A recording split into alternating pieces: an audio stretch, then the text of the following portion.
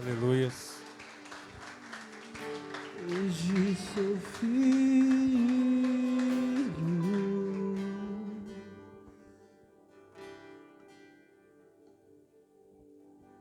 Glória a Deus. Boa noite, amada igreja. Shalom para todos.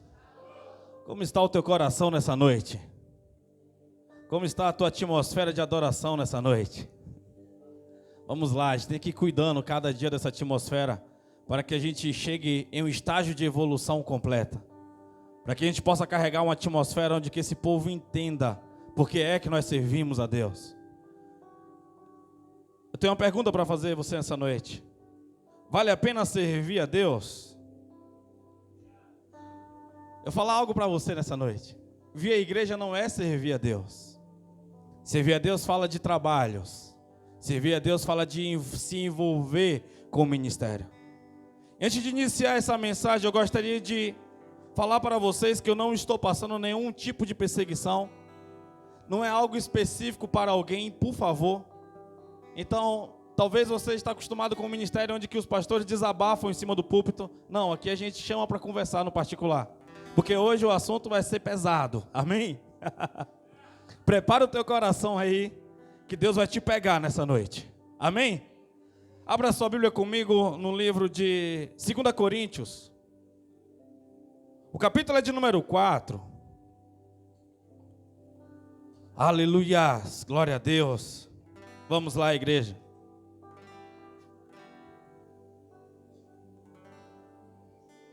Conversávamos aqui na terça-feira com a liderança sobre servir o ministério. E a gente conversou e eu acabei esquecendo que eu falei que eu ia falar mais sobre servir o ministério. Chegou hoje, quando eu comecei a montar a pregação, montava uma coisa, montava outra e não dava aquele encaixe. Falei, Deus, o que é que o Senhor quer falar esta noite? Fala sobre o ministério. Eu falei, é mesmo, tinha falado na terça-feira que ia começar a falar sobre isso. 2 Coríntios, o capítulo é de número 4.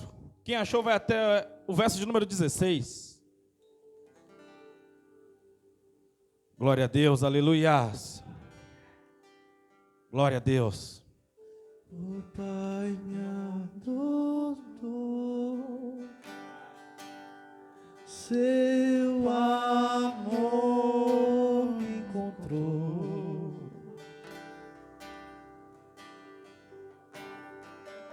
Eu era órfão, hoje sou filho.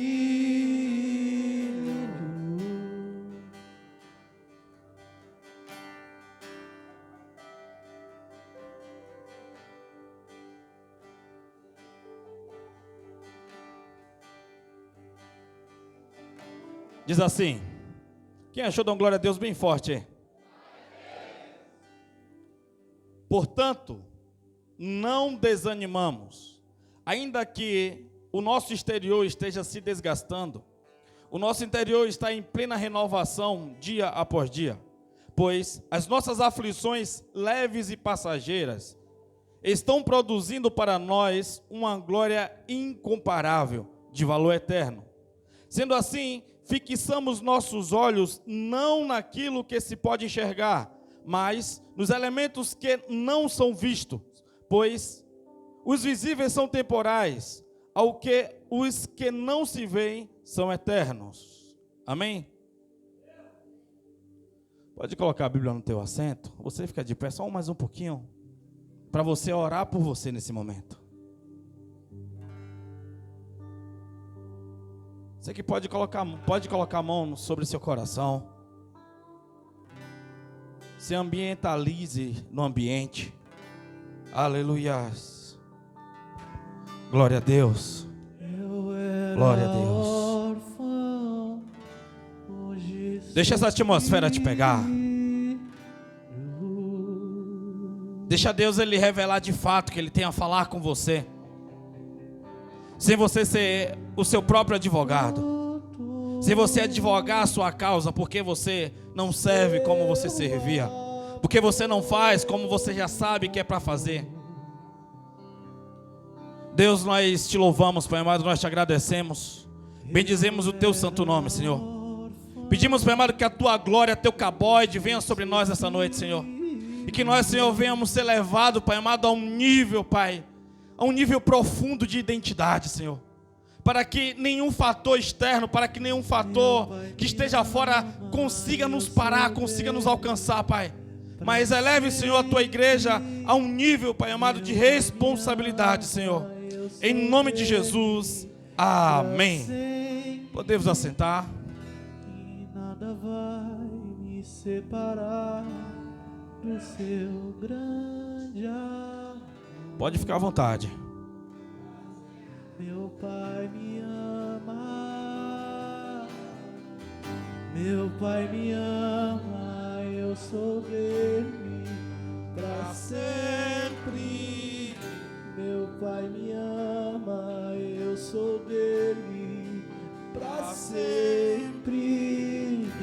E nada vai me separar do seu grande amor. Aleluias. Vamos lá, igreja. Você sabe qual é a diferença de identidade e reputação? Reputação é aquilo que as pessoas pensam e têm uma ideia sobre nós. Reputação é aquilo que as pessoas elas acreditam que somos. A identidade ela é diferente. A identidade é aquilo que você faz no seu secreto. A identidade é aquilo que você é. A identidade é aquilo que emana do seu ser. A identidade é aquilo que anda vagando pela sua mente. Se for para você ter identidade ou ter reputação, se tiver que escolher um dos dois, escolha ter identidade. Não estou dizendo que você tem que anular, ou não estou dizendo que a identidade, quem tem identidade não precisa de reputação. Claro que precisa. Porque as pessoas elas não te ouvem só porque você tem uma identidade, porque elas não conhecem a sua identidade. A sua identidade ela é feita no secreto. A sua identidade quem conhece é você e Deus. A sua identidade quem conhece de fato é você quando ninguém está te olhando. A reputação é a que a sociedade ela cria sobre a imagem que você carrega. A reputação é aquilo que você desenha com as suas ações, com as suas reações. As pessoas elas só te ouvem porque você carrega algo, entenda isso. As pessoas só ouvem um conselho ou pedem um conselho seu porque elas sabem que você tem um peso naquilo que você fala, naquilo que você carrega. Quando você não tem uma reputação, as suas palavras elas não têm valores. Quando você não tem uma reputação, as suas palavras elas ficam meio que, digamos, neutra. Mas eu te digo algo nessa noite. Alguém que tem problema com a reputação e tem identidade, ela pode reconstruir a sua reputação quando ela tem uma identidade. Mas alguém que tem reputação e não tem identidade, ela não consegue reconstruir a identidade dela com a reputação. Se a gente parar para observar José foi alguém que ficou com a reputação abalada. José foi alguém que foi perseguido dentro da casa de Potifar. José foi alguém que passou algumas perseguições, mas ele reconstruiu a reputação dele quando o Egito percebeu que ele era um homem de Deus, segundo Deus falava o coração dele, segundo Deus revelava os sonhos a ele. Você consegue entender? Você consegue compreender? O próprio Jesus um dia fez uma reunião e perguntou para os discípulos sobre a reputação dele. Jesus pergunta: quem vocês acham que eu sou? E uns começaram a dizer: tu és Elias. O outro diz: tu é aquele. Tu és como João, tu é como... E começa a falar várias coisas, dá uns codinomes a Jesus, até que Pedro é usado pelo Espírito de Deus e diz que ele é o Filho de Deus. Ou seja, se Jesus tem essa preocupação, se Jesus está falando sobre a nossa reputação, por que é que nós não vamos pensar? Porque hoje está muito na moda a frase do dane-se, aperta o botão do dane-se e vai viver sua vida, não esteja nem aí, não. Nós precisamos entender que nós carregamos a bandeira de Cristo. Nós precisamos entender que nós carregamos a bandeira do reino dos céus. Mas a partir do momento que você passa a servir, a partir do momento que você se envolve com o ministério, você começa a carregar algo, às vezes, que você não gostaria de carregar. Porque se você está ligado ao ministério, saiba que você vai passar por perseguições. Saiba que você vai passar por algumas dificuldades a qual você não gostaria de passar. E eu pergunto para você nessa noite: vale a pena servir o ministério? Vale a pena servir esse Deus? Deus te chamou, vale a pena dizer sim para essa ordem? Você tem coragem de se colocar na brecha de fato para dar esse nível de resposta que Deus tanto está pedindo a você? Existem uns níveis de ministério. Na medida que você vai entrando e vai se envolvendo, Deus vai entendendo a sua responsabilidade. E Ele vai destravando aí dentro de você pergaminhos. Ele vai destravando dentro de você aí caixas que contêm poder que já está dentro de você. Porque Deus te criou com um propósito. Deus te criou com uma missão própria. Deus não vai no meio do caminho começar a construir coisas para você, não. Já está construído. Basta você se prontificar, se colocar na brecha, e Ele vai dizer e vai começar a abrir as caixas que estão aí dentro de você. Ele vai começar a te direcionar. Aí dentro de você tem caixas de dons, de cura, milagres aí dentro. Como eu tenho falado, tem livros aí dentro de você, tem canções aí dentro de você. Só que isso só vai ser desenvolvido com o nível de responsabilidade, com o nível de resposta que você dá a Deus, com o nível que você se disponibiliza. Você poder curar uma nação por causa do amor que você carrega.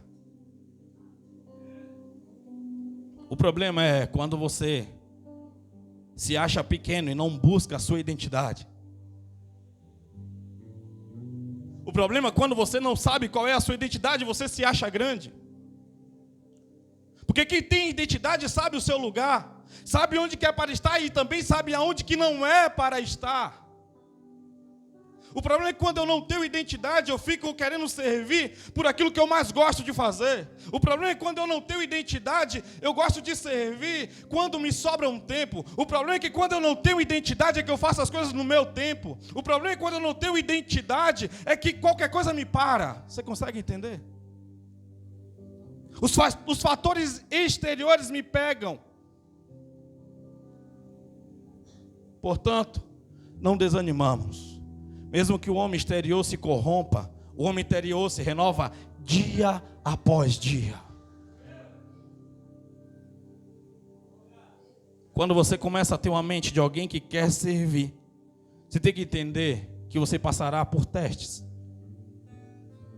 Esses testes, eles vai ser contado nas suas reações.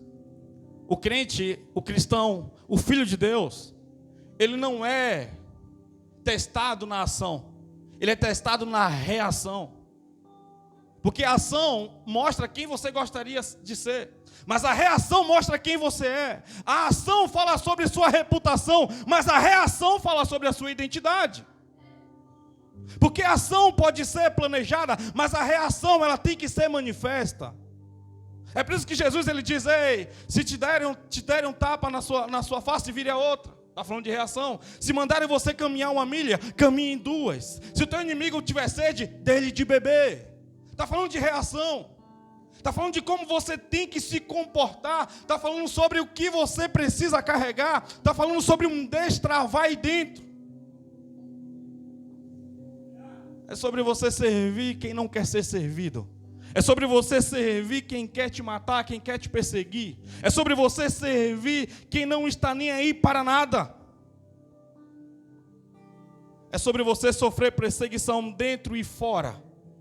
O apóstolo Paulo, quando ele resolve e entende quem ele é, quando ele está ali no secreto, que Jesus deixa ele cego 3 dias, e ele entende a identidade dele quando ele conhece Jesus. Você não conhece a sua identidade em uma faculdade, você não conhece a sua identidade conversando com um psicólogo, você não conhece a sua identidade conversando com um pastor, você não conhece a sua identidade conversando com os seus pais, você não conhece a sua identidade conversando com um órgão de secretaria de segurança pública que emite o RG. Você só conhece a sua identidade quando você primeiro conhece Jesus. E Jesus você não conhece em uma pregação. Jesus você não conhece em um folheto bíblico. Jesus você não conhece apenas a história que está escrito aqui na Bíblia. Porque senão qualquer ateu que lesse a Bíblia, ele se converteria e não. Você conhece Jesus quando você tem um encontro com Ele. E esse encontro não é dado em um culto de domingo. Esse encontro não é dado porque você desceu em uma água, num rio ou em uma piscina. Esse encontro é dado quando você resolve passar pelo crivo do sofrimento. Esse conhecimento é dado quando você resolve passar pelo moinho. Quando você resolve passar pela prensa. Quando você resolve se descaracterizar por completo, ser transformado, ser abatido, quebrado, para você ser renovado por Jesus. Ou seja, você vai ter que ir ao estágio zero. O Evangelho não veio para poder te agregar valores.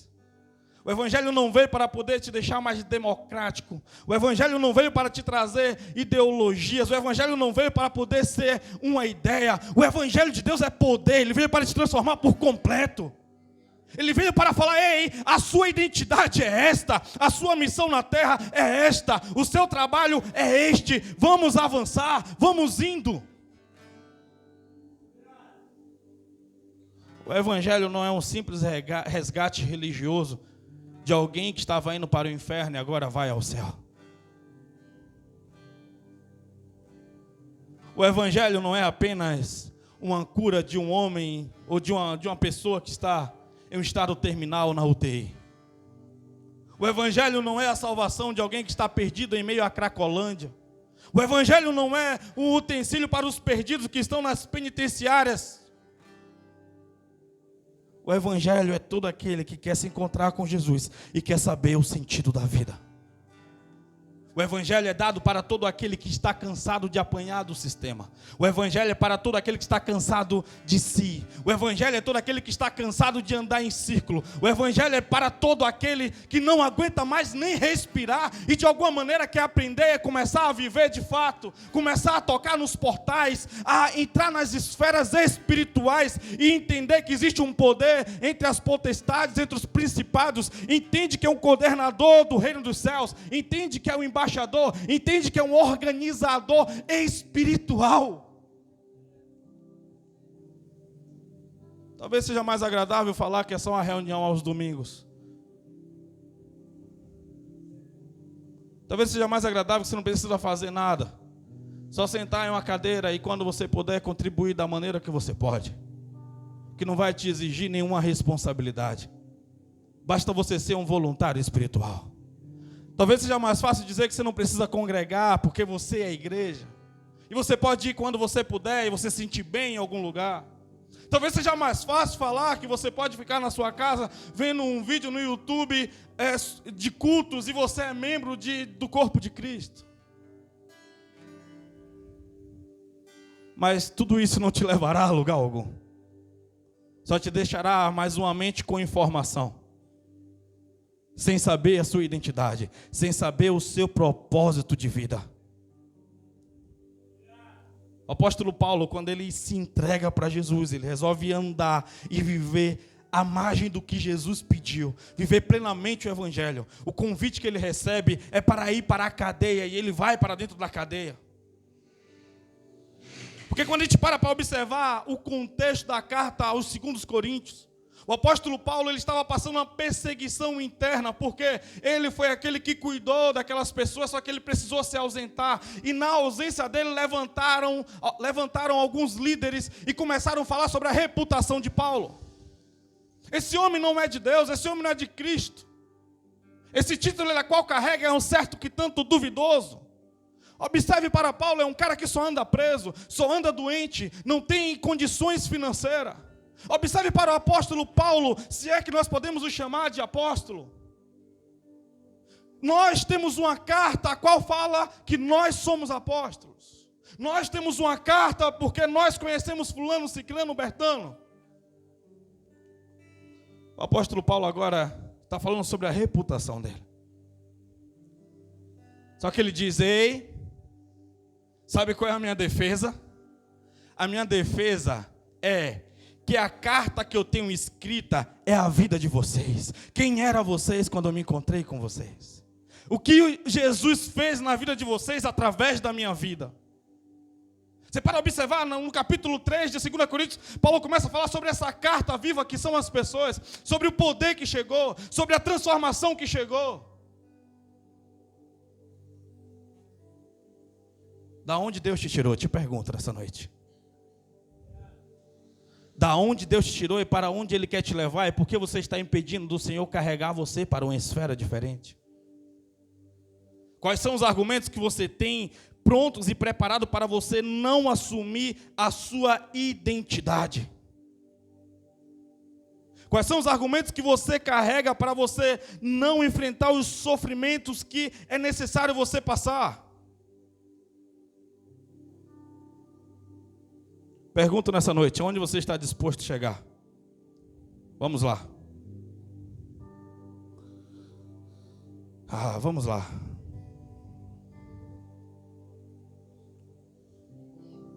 É necessário você entender se você é leal ao Senhor ou não. A lealdade do cristão ela é diferente. A sua lealdade para Jesus não é testada quando você recebe algo, mas é quando é tirado algo. Quando tira o seu cargo, resta o quê?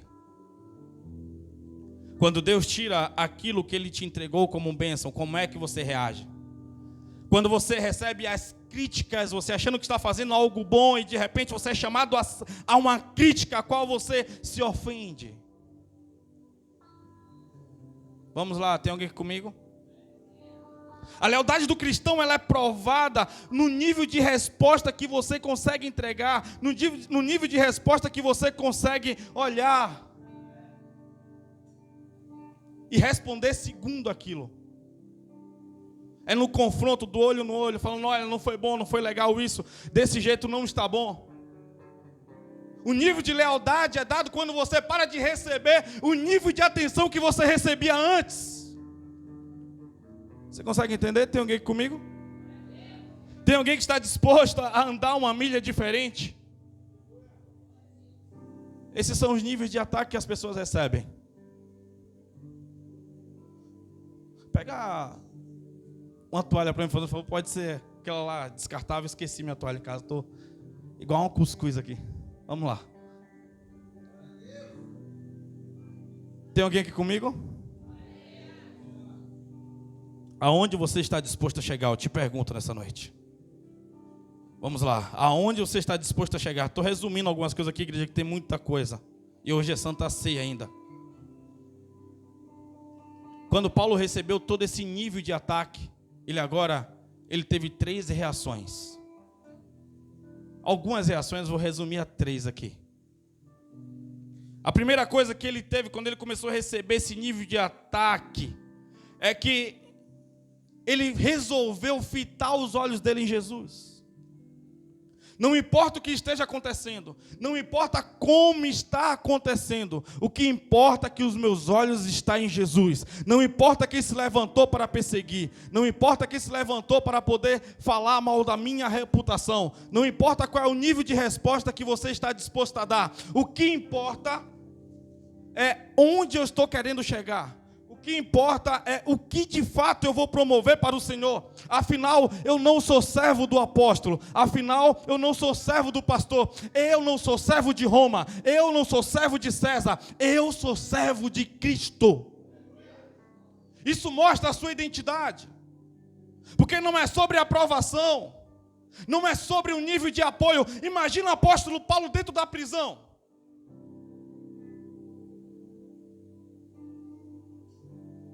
E Deus dizendo, eu quero que você escreva cartas inspiradoras.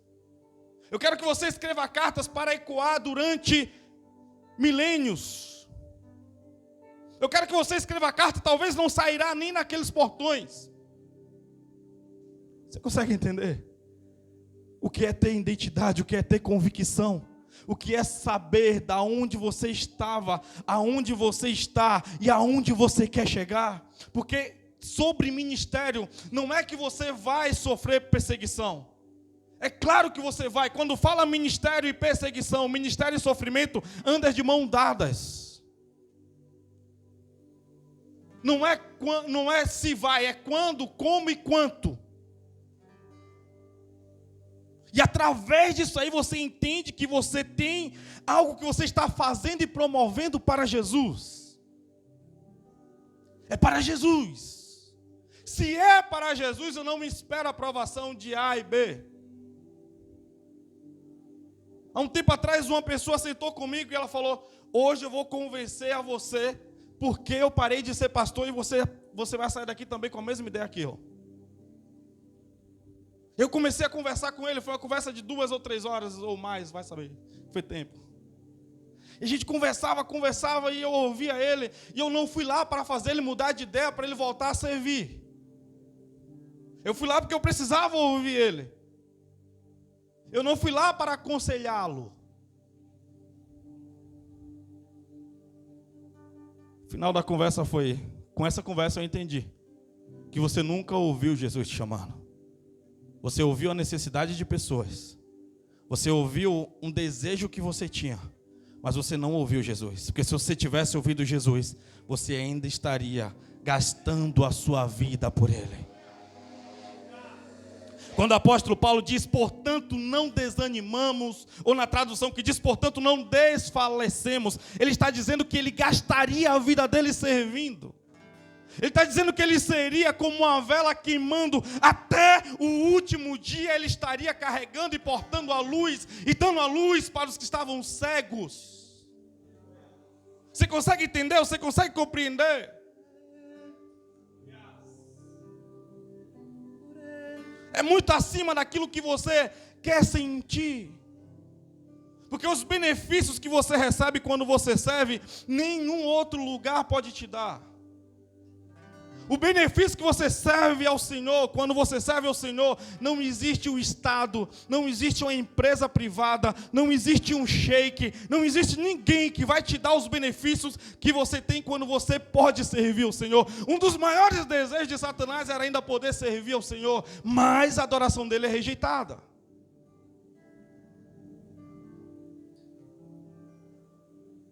Tem alguém aqui comigo? É necessário você abrir o seu ouvido e dizer: Senhor, me chama outra vez. E tem pessoas que Jesus não vai nem chamar, por quê? Ele nunca mandou você ir.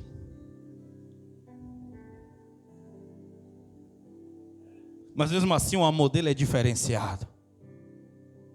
Eu observo um Elias na caverna, completamente machucado, magoado, um peso sobre ele, o peso ministerial. A esfera, aquele que serve, ele abre uma esfera diferente. Então aquele homem, ele vai para uma caverna e ele passa as crises dele ali, e ele pede a morte a Deus. E Deus fala: Deus fala: Elias, o que você está fazendo aí? Deus estava dizendo: Elias, por Ribeiro de Querite eu mandei você ir. Para a Serepta eu mandei você ir, mas para a caverna eu não mandei você ir. Para o Monte Carmelo eu mandei você ir, mas para a caverna eu não mandei você ir. Não, Deus, é porque eu estou sozinho. Você viu como eu enfrentei aqueles 850 profetas? Eu estava disposto a entregar minha vida. Fala sobre reputação. Fala sobre o que Israel estava vendo quando Elias estava promovendo e fazendo. Mas quando ele chega no secreto dele, quando ele chega depois da missão feita, quando ele chega em Damasco, tudo que ele recebe é uma ameaça de uma mulher chamada Jezebel, dizendo que no outro dia a cabeça dele estaria uma bandeja. Ele não suporta aquilo porque ele se sente desprotegido pelo Senhor. A ameaça, você consegue entender? Tem alguém comigo? A ameaça foi suficiente para ele parar. Um burbúrio foi suficiente para ele parar. Então ele vai para uma caverna e a misericórdia de Deus alcança ele, dizendo: ei, o que você está fazendo aqui? Eu estou só. Não, Elias, você não está só. Vem aqui. Tem mais de 7.500 joelhos que não se dobraram a Baal, mas eu escolhi você, eu chamei você, eu levantei você, eu direcionei você. Eu poderia ter escolhido 7.500, mas eu escolhi você, Elias. Você consegue entender a graça de ser chamado por Deus?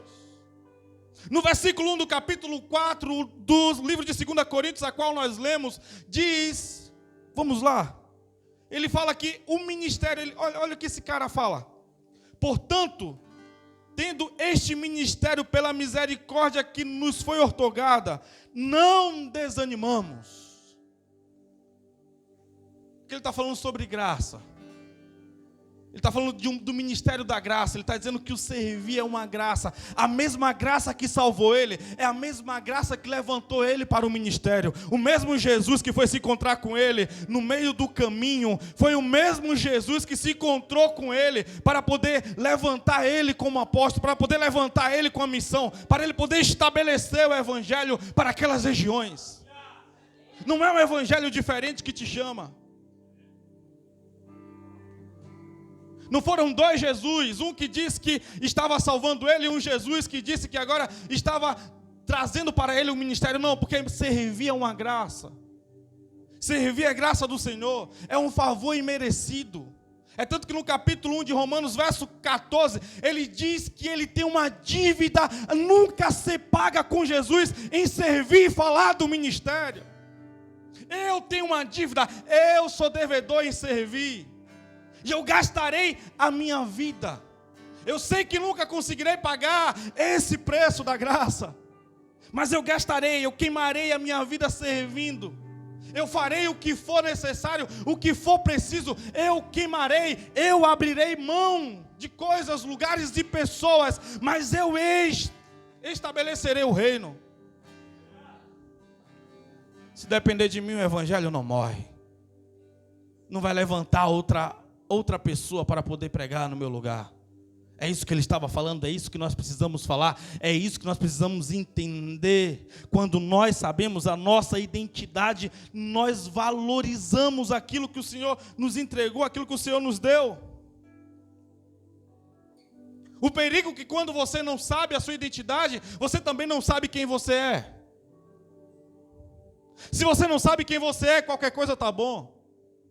Se você não sabe quem é, qualquer coisa que falarem que você é, você pode aceitar. E quando você está fragilizado, as ofensas têm mais peso. Por quê? Às vezes, a ofensa só pega em você quando as pessoas falam exatamente aquilo que você pensa sobre você. Vamos lá.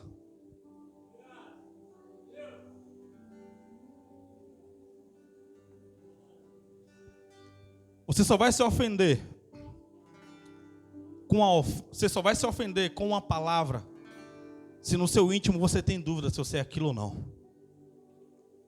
Porque se alguém te chamar de preguiçoso e você sabe que você é trabalhador, isso não vai te ofender, você vai rir.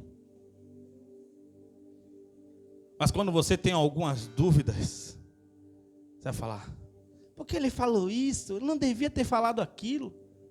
Eu tenho trabalhado muito, eu tenho feito muito. Consegue entender? E quando você fala isso para outro, você só quer saber se a pessoa concorda com aquela pessoa. E você nunca vai perguntar isso para uma pessoa sincera, que sabe que você é. Você consegue entender o tanto de mecanismo que nós desenvolvemos no nosso subconsciente para nós estarmos em paz com nós mesmos, quando fala-se de reputação própria, aquilo que eu penso sobre mim? Tem alguém aqui comigo? Vocês estão muito sérios hoje.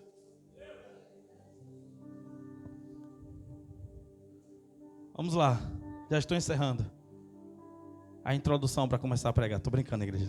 De fato, estou encerrando. Vamos lá. Eles falavam: Paulo, você não é nada, você não é ninguém. Paulo, você só anda doente. Paulo, você só anda preso. Paulo, você não prega muito bem. Paulo, você não canta muito bem. Paulo, você não tem dom nenhum. Mal sabiam eles que isso para Paulo era uma dádiva, porque ele sabe que o poder de Deus opera na fraqueza. Ele sabe quando você se sente inútil de tudo isso, você é inútil no bom sentido da palavra, não no sentido pejorativo. Quando você sabe que você não tem nada a oferecer, e mesmo assim o Senhor vai lá e te levanta. Ele diz que Deus confunde as coisas sábias, as coisas loucas. Deus usa as coisas loucas para confundir as sábias. Quando você consegue entender, compreender tudo isso, que Ele vai usar a fragilidade para desenvolver o seu ministério. Quando você entende que o poder de Deus opera em meio a essa fraqueza, Não é naquele dia que você sai, hoje eu estou me sentindo um super saiyajin. Não, não é sobre isso. É aquele dia que você fala, Senhor, só a tua graça me basta. Eu quero te servir. Não é eu queria te servir, é eu quero te servir. Não é um dia eu te servirei, fala, eu quero te servir hoje. Porque quem quer um dia, qualquer dia tá bom. Mas quando a pessoa busca determinação, quando a pessoa ela coloca o coração dela naquilo que Deus está chamando, coloca a riqueza dela, porque a Bíblia diz, onde está a tua riqueza, aí está o seu coração. O que vale para você é o que você vai investir, é o que você vai gastar tempo, é o que você vai se envolver de fato. Paulo valorizava mais as coisas eternas do que as coisas temporais. Paulo, ele valorizava demais as coisas eternas. Sabe por quê? Ele entendeu o preço do ministério. E não existe ministério sem sofrimento. Tem alguém comigo? Não existe ministério sem sofrimento. Não existe ministério sem sofrimento. Mas sabe o que mantinha Paulo firme? Era saber quem o chamou. Sabe por que você tem dúvida? Sabe por que você é inconstante? Porque você tem dúvida de quem te chamou. Você não tem convicções, você sabe. Um dia eu conversei com aquele pastor que ele achou que eu ia sair abalado. Eu saí de lá com mais força daquele lugar, daquela conversa que tive com ele. E foi um dia que eu estava desanimado e aquilo me animou. Porque naquele dia eu saí com mais convicção ainda. Que foi Jesus que me chamou. E quando eu entendo isso, eu não calculo coisas, lugares. Não. Não, porque para mim, eu sei o benefício de servir. Eu sei o que Deus tem feito na minha vida, não é o que Ele vai fazer, é o que Ele já tem feito. O benefício de você servir ao Senhor vale a pena demais, é muito bom, vale muito a pena. É saber a sua identidade, é saber o que você está movimentando, é saber o que você carrega.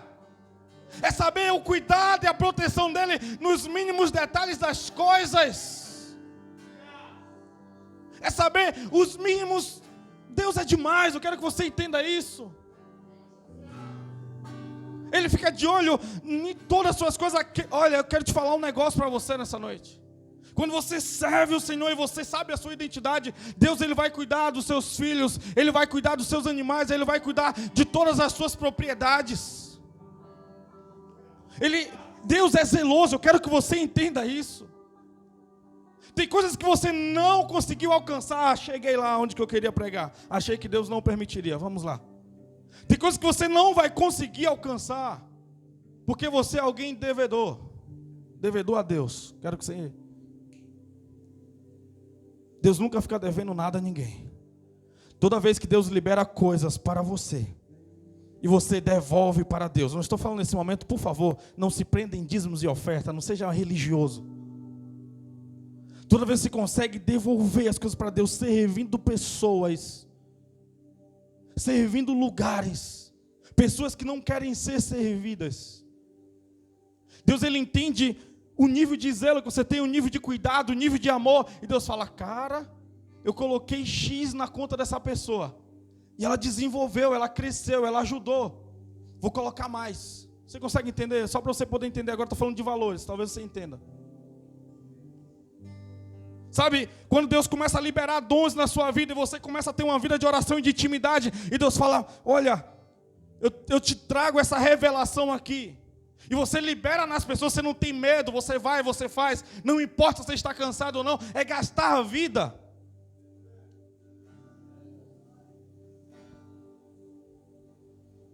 Vou dar um exemplo bobo. Terça-feira nós estávamos na reunião, estava mega cansado. Tinha virado a noite trabalhando. E à noite estávamos aqui na reunião e tinha que entregar uma cesta em uma cidade vizinha. Eu estava mega cansado dizendo, rapaz, eu não queria ir lá levar essa cesta básica. Aí eu falei, não, mas eu vou. Aí cheguei na porta da pessoa, isso já era umas 9h30 para 10 horas da noite, acredito. Fiquei lá 40 minutos chamando a pessoa não apareceu. Eu vim embora. Falei, mulher, vamos lá. Cansado, eu falei, não vou voltar lá mais não. O povo está pensando que a gente é bobo, a gente não tem nada para fazer. E aí eu vim para casa assim, sabe, marchando. Cheguei em casa, aí no outro dia, Deus, ele entrou um carro para eu poder fazer um trabalho no carro. Aí um colega meu lá do Rio de Janeiro me liga. Entrou um carro, conhece essa característica aí na sua casa, não foi? Falei, tem 45 dias que eu não falo com ele aproximadamente. Ele entrou, ele falou, unge esse carro aí. E essa pessoa está vindo aí trazer um negócio para você. Unge a sua cabeça, unge o seu umbigo e pode falar que ela pode entrar, mas as entidades não. Falei, Deus, tu é cuidadoso demais, cara. Você consegue entender os mínimos detalhes das coisas a qual Deus ele cuida? É detalhes bobos. Na mesma hora eu falei, moça, eu estou indo lavar a cesta aí. Sabe por quê? Deus não é devedor, eu quero que você entenda isso. São os cuidados simples das coisas que você faz. Isso é o cuidado de Deus, isso é Deus te protegendo, isso é Deus te revertindo, isso é Deus te direcionando. Quando você entende aquilo que você movimenta, aquilo que você faz, quando você está com o coração virado, dobrado, ligado e conectado com o coração de Deus, Deus começa a te direcionar. Então vale a pena servir ao Senhor. Vale a pena movimentar esse reino, porque quando você movimenta, você tem clareza. Você tem clareza total daquilo que é para você fazer. Quando você tem clareza do seu ministério, você não negocia. Jesus ainda criança, ele se perde dos pais dele 3 dias.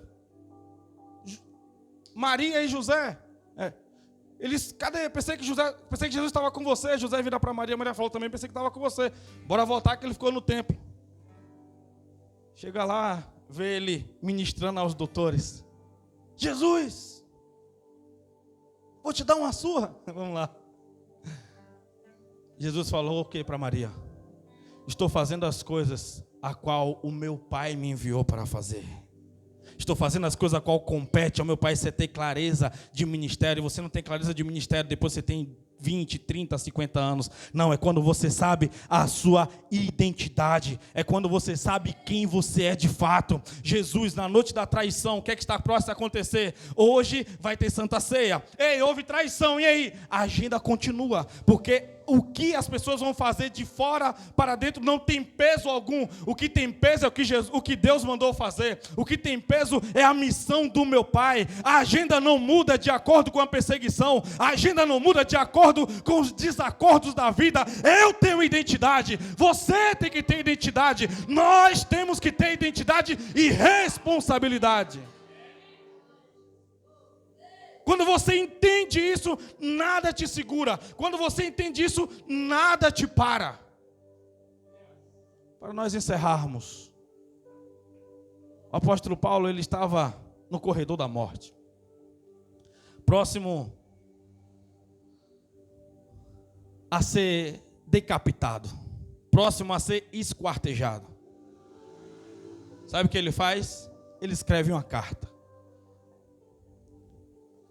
Se você fosse escrever a sua última carta hoje, porque você está indo para ser morto por causa do ministério, porque você está indo ser morto por causa daquilo que Deus mandou você fazer, o que você escreveria nesta carta?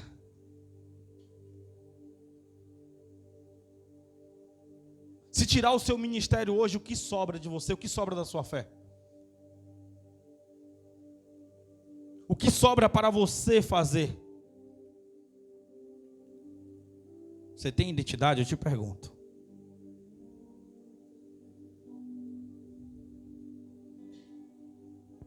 Já vou encerrar, calma aí.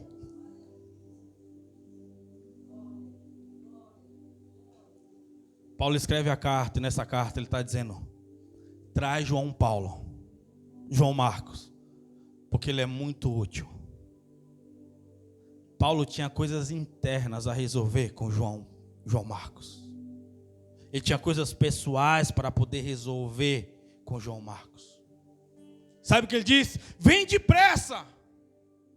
Venha participar do meu sofrimento. Venha ver o que eu estou passando aqui. Mas eu preciso de vocês. Eu preciso do João Marcos próximo. Por quê? Ele estava falando sobre uma necessidade afetiva. Ele diz, olha, traga os livros também, porque eu quero ler enquanto eu estou aqui. Ele estava falando de uma necessidade intelectual. Mas ele também disse, traga os pergaminhos. Por quê? Estava falando de uma necessidade espiritual. Ele está dizendo, eu estou morrendo, mas antes de morrer, eu vou estar queimando, eu vou estar fervendo. Eu tenho identidade, eu sei quem eu sou. As circunstâncias não me param, a circunstância não tira o meu tempo de mesa com Jesus, a circunstância não tira o meu secreto com Jesus, a circunstância não tira o meu crescimento espiritual, a circunstância não tira o meu crescimento ministerial. Tem alguém aqui comigo? Deus quer levantar a pessoa já faz tempo já.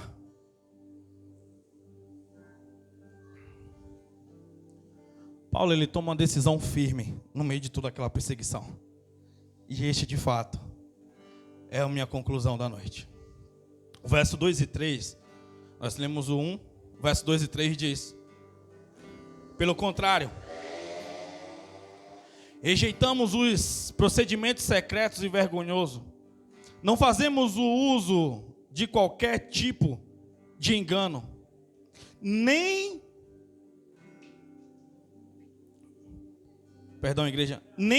torcemos a palavra de Deus, mas por meio do claro ensino público da verdade, recomendamos-nos a consciência de todas as pessoas perante a Deus. Contudo, se o nosso evangelho está encoberto para os que estão perecendo, é que está encoberto. O que é que o apóstolo Paulo está falando aqui? Ele está dizendo, olha, eu não vou me defender. Eu não vou usar o evangelho para poder chegar em algum lugar. Eu não vou usar o evangelho para poder... Não vou usar a carta para poder dizer que eu sou isso ou aquilo. Vou continuar usando o exemplo da verdade. Eu vou continuar usando o exemplo de Jesus. Jesus, ele não transformou pedra em pães quando ele estava com fome, mas ele multiplicou cestos de pães para centenas de pessoas. Você consegue entender? Você consegue entender que quando você tem essa identidade, você consegue ir para qualquer lugar? Quando você tem essa identidade, tudo promove para que o bem de Deus ocorra. Quando você tem essa identidade, você começa a fazer as coisas com mais excelência. É como se fosse o combustível. No capítulo 4 de João, a Bíblia fala que Jesus ele estava sendo perseguido na Judéia. Então ele vai lá e fala, eu não vou me defender, apenas vou levantar e estou indo. E ele vai, passa o quê? Chega até chegar a Samaria. Porque aquilo foi como combustível para ele. Eu preciso continuar em meio à perseguição. Eu preciso continuar em meio às calúnias. Porque a minha resposta não é de acordo com aquilo que eu estou sentindo ou que eu estou vendo, mas é de acordo com aquilo a qual o Senhor me chamou para ser. Paulo sabia de onde jorrava a fonte dele. Paulo sabia de onde vinha a fonte dele. 2 Coríntios 3, ele fala que a fonte dele vem do Senhor, a fonte dele vem de Cristo. Eu te pergunto nessa noite, de onde vem a sua fonte? O que está fazendo com que você consiga continuar caminhando? Eu te pergunto nessa noite, por que você encerrou algumas torneiras na sua vida? Por que você fechou algumas torneiras que estavam abastecendo essa fonte na sua vida? O apóstolo Paulo, quando ele entende, ele diz no verso 17: porque essas leves e momentâneas tribulações produzem em nós um eterno peso de glória. Ele está dizendo, ei, essas tribulações, essas perseguições, esse sofrimento, eles são leves. Eles são muito leves, comparado com o peso da glória do Senhor sobre a minha vida. Essa perseguição, essas falácias, esses burbúrios que vocês estão trazendo são leves. Quando eu tenho identidade, isso não me para. Quando eu tenho identidade, isso não me segura. Mesmo estando dentro de uma prisão, mesmo estando com meus últimos dias de vida contados, mesmo pessoas não me apoiando, mesmo aqueles que eram para estar ao meu lado, estão falando da minha reputação às esquinas. Mesmo os demônios de pé, mesmo as potestades, os principados querendo arrancar minha vida, eu ainda sei quem me chamou, eu ainda sei quem está me abraçando, eu ainda sei quem estaria comigo, quem falou que estaria comigo todos os dias até a consumação do século. Maior é o que está em mim do que o que está no mundo. Eu não sei por que você parou. Porque eu iniciei a mensagem dizendo que servir não é vir aos cultos de domingo. Não é ir aos cultos de domingo e quarta-feira. Ou seja lá qual é o dia da igreja, o culto da igreja que você vai. Servir fala de gastar sua vida como uma vela, queimando. Servir fala de abrir mão de coisas, de lugares. Servir fala abrir mão às vezes até de promoção, para que o reino se promova, para que o reino cresça.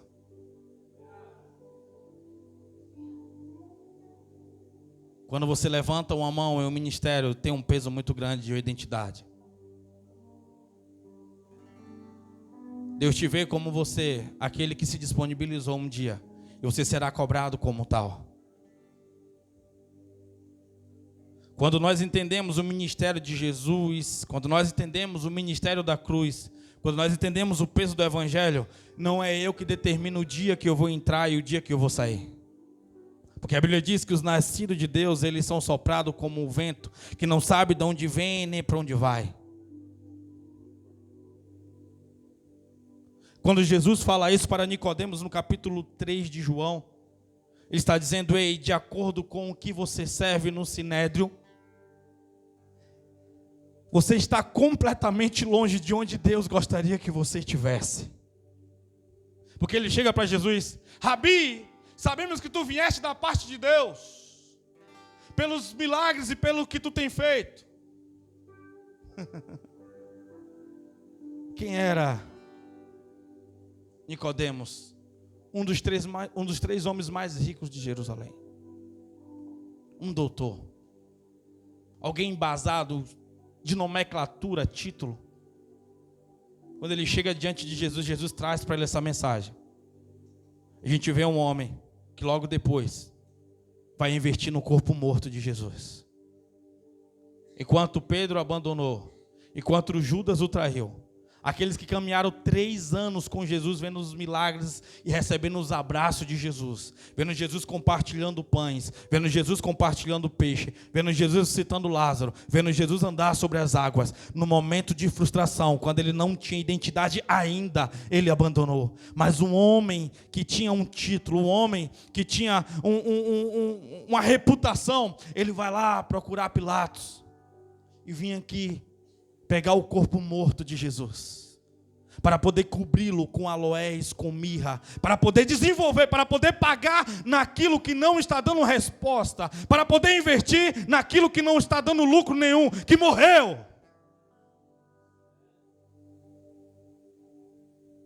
Você consegue entender?